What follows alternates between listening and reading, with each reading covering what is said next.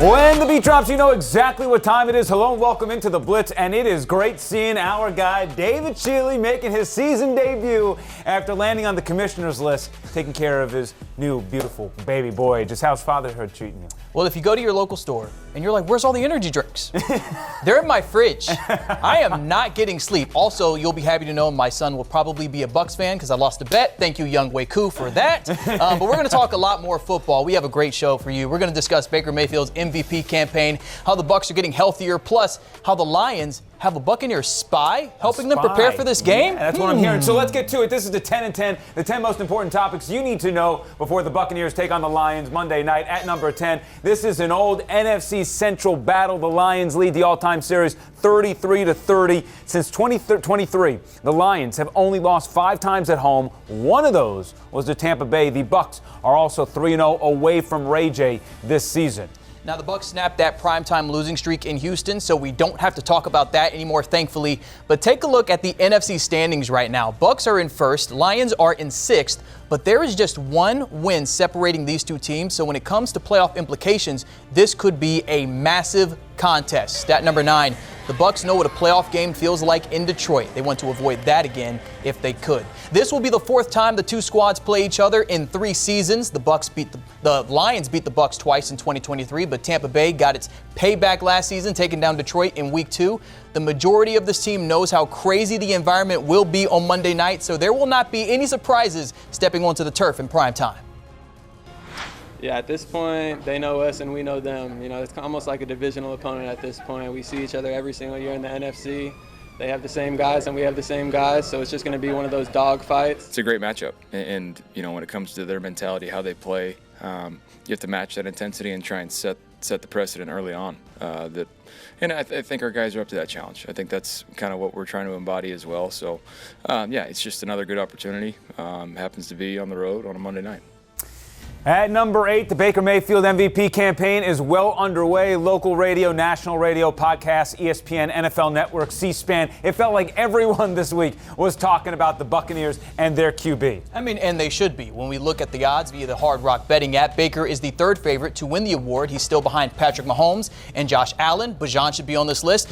There is a large gap between these 3 and everybody else. The fact is, if Tampa Bay wins this game, he is jumping right to number 1. I can promise you that. Baker Mayfield is the only quarterback with 100-plus pass attempts this season that ranks inside the top 5 in passing yards, passing touchdowns, passer rating, and touchdown to interception ratio. He's one of the most effective scrambling quarterbacks in the league. He also has 8 touchdowns on throws 20-plus yards down the field. That smashes everyone else right now. I don't care what the odds say. In my opinion, this is his award to lose. I agree with you, Evan. At number 7, Baker could be getting one of his favorite targets back. Mike Evans returned to practice after missing the past few games with a hamstring injury suffered in Week 3 against the Jets.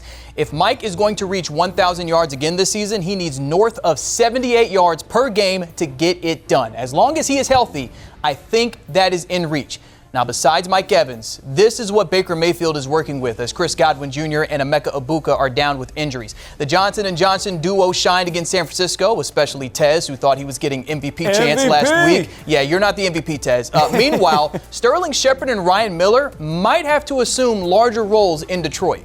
Ryan Miller only scores in primetime, by the way, so be on high alert. At number 6, the Lions secondary in shambles, especially after Brian Banch was suspended a game by the NFL after his antics on Sunday Night Football against the Chiefs. To put this in perspective, the Lions have Antoine Winfield Jr., Jamel Dean, Zion McCollum, Kindle Vildor, and Christian Izien out with Tyke Smith severely hurt. That is the best way that I can describe it to Bucs fans right now. So that means for Detroit to succeed, they will need to generate pressure on the quarterback, which is Aiden Hutchinson's specialty. At number 5, he totaled 4.5 sacks in a loss to Tampa Bay last year. You know Josh Grizzard is still having nightmares of him going one-on-one with Justin School last season. Well, this time it's going to be Charlie Heck going up against Hutchinson, and that is a big, big mismatch. This man has 6 sacks in his last 5 games. So he's going to be a big problem. But there might be a bigger problem for this game, Evan. At number 4, the Lions have their secret weapon, Casey Rogers. From 2005 to 2011, Rodgers and Bowles spent time together with the Cowboys and Dolphins. When Bowles got his head coaching gig in New York, Rodgers came with him as his defensive coordinator. When Bowles came to Tampa Bay, so did Rodgers. Rodgers left the Bucs in the offseason to join the Lions staff, but all in all, these two have spent nearly 2 decades together. Rodgers speaks Todd Bowles' language fluently, and Todd already knows it will be tough to create many surprises. Casey's like David Ruffin. He's going to be singing like the Temptations when he goes to the meeting, so we understand that. And we know that quite a bit, and he's been in this defense a long time. We just have to play our game and tweak certain things. We can't worry about who's on the other side of the ball right now. It'd be great to see him and knock him upside his head one time after the game, but, it'll be a good battle. Todd showing his age there with the music. At number 3, Jared Goff is going to be the beneficiary of that information. He shouldn't need that much help, while the veteran signal caller is only 3-2 against a Todd Bowles-led defense. He has had plenty of success throwing the rock. He averages 368 yards against Bowles, throwing 9 touchdowns. However, he has been picked off 7 times. The picks last season were a big reason why the Bucs were able to pull off the victory. At number 2, don't cause a scene.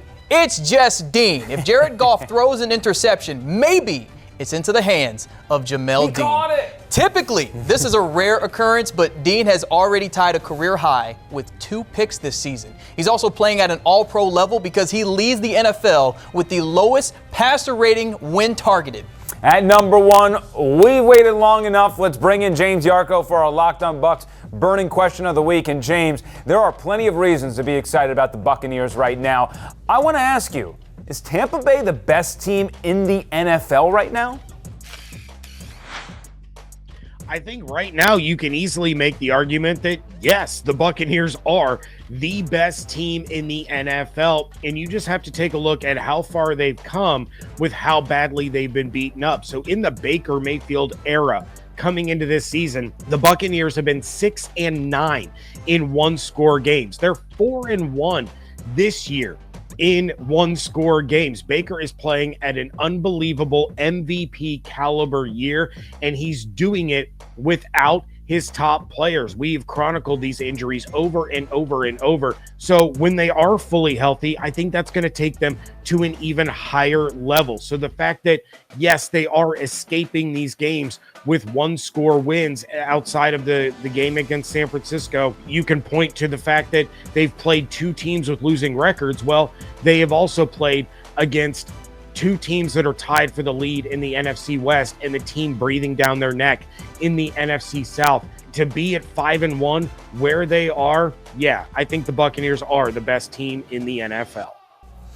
Thank you so much, James. Time now for the all-out blitz, and we are going to jump right into the parlay of the week. For my picks, I love a lot of these Jared Goff props. Give me the over on his passing yards, though. I also think Rachaad White finds the end zone. He has been great with Bucky Irving down. Also, I think David Montgomery can get double-digit receiving yards. Round that all up, we're talking about plus 475 as of this taping.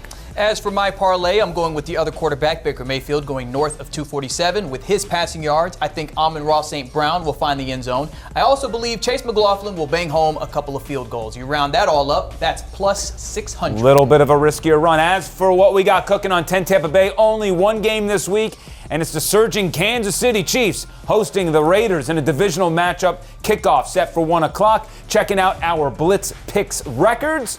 I still have a game up on David as we both picked the Bucs to beat the Niners last week. The Lions contest could be a swing game, though. I'll start us off as I got the lead, and I'm going Detroit here. This isn't really about X's and O's for me. It's mostly about the spot. Dan Campbell off a loss, back in primetime, returning home before a bye week. Revenge spot for Detroit after losing to Tampa Bay last season. I think the Bucs cover, but ultimately I do have the Lions winning 31-28. We're going to differ here, okay. Evan, okay? I'm not picking against the Bucs until further notice. I can't do it. They find ways to win, so I have them winning in Detroit. 32-30 is my prediction. We both have a shootout, though. We both got a lot of points. All right, look, hopefully he's right.